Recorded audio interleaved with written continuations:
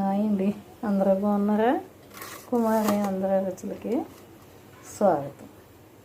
ఇదిగో ఈరోజు చాలా స్పెషల్. చక్కగా ఇదిగో మెట్ట వంకాయలు 2 తీసుకున్నాను కదా. పచ్చిపులుసు ఎలా చేయాలో చూద్దాం. కడిగి క్లాత్తో తుడిచేసుకున్నాను. తుడుచుకుని ఇది నూనె వేసాను. కాయ చుట్టూ నూనె పాముకొని కాల్చుకోవాలి. స్టవ్ మీద పెట్టి కాల్చేసుకోవాలి.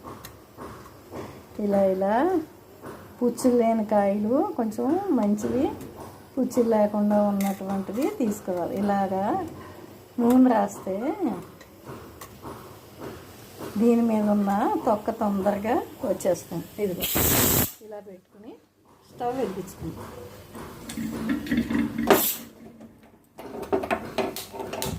అది కాలుతుంది అది అలా చక్కగా 2 కాయలు కాల్చేసుకుందాం. ఇదిగోండి కాలుతున్నాయి. ఇప్పుడు దాకా సిమ్లోనే పెట్టాను, కొంచెం పెంచాను, గమ్మున కాలట్లేదని మీడియంలో పెట్టుకుందాం. ఇదిగో మీడియంలో పెట్టాను. దీనికి ఏమేమి కావాలంటే ఇదిగో పోపు తీసుకున్నాను. మినపప్పు, శనగపప్పు, ఆవాలు, కొంచెం మెంతులు, ఇదిగో ఎండుమిరపకాయలు తీసుకున్నాను. ఇదిగో ఇంత చింతపండు తీసుకున్నాను. తీసుకుని ఇదిగో నీళ్ళల్లో నానబెడదాం. చెయ్యి పెట్టితే చిరాగ్గా ఉంటుందని అనుకోకండి. కొన్ని స్పూనులతోటి, గరిటెలతోటి చేసుకోవచ్చు. కొన్ని ఇలాగే చేస్తేనే పని అవుతుంది. మనం స్టైల్గా చక్కగా శుభ్రం కావాలనుకుని చెయ్యి పెట్టుకోకపోతే ఇవే అవ్వవు. ఇందులోంచి రసం రావాలి కదా. రసం రావాలంటే ఇలాగా చెయ్యి శుభ్రంగా సబ్జతో వేసుకుని అప్పుడు ఇలా పిసుక్కుంటే చింతపండులోంచి రసం వస్తుంది. నానబెట్టుకోవాలి. నానబెట్టుకున్న తర్వాత ఇదిగో పోపు తీసుకున్నాను కదా. ఇదిగో సాల్ట్ ఒక పెద్ద స్పూను, కల్లుప్పు తీసుకున్నాను నేను.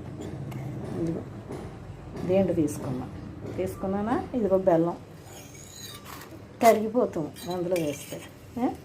ఇదిగో పసుపు తీసుకున్నాం. ఇదిగో ఉల్లిపాయలు, ఒక మీడియం సైజు ఉల్లిపాయ తరుక్కున్నాను, పచ్చిమిర్చి వేసాను. ఇప్పుడు ఇది అయిపోతే ఒక ప్లేట్లో పెట్టుకోవాలి. ఈలోగా మనం పోపు వేయించుకోవచ్చు. ఈ పోపు వేయించుకొని ఇది వేగిన తర్వాత ఇవి కూడా నెమ్మదిగా, ఉల్లిపాయలు కదా నెమ్మదిగా వేయించేసుకుందాం. ఇదిగోండి గిన్నె పెట్టుకొని మనం ఏమేం కావాలో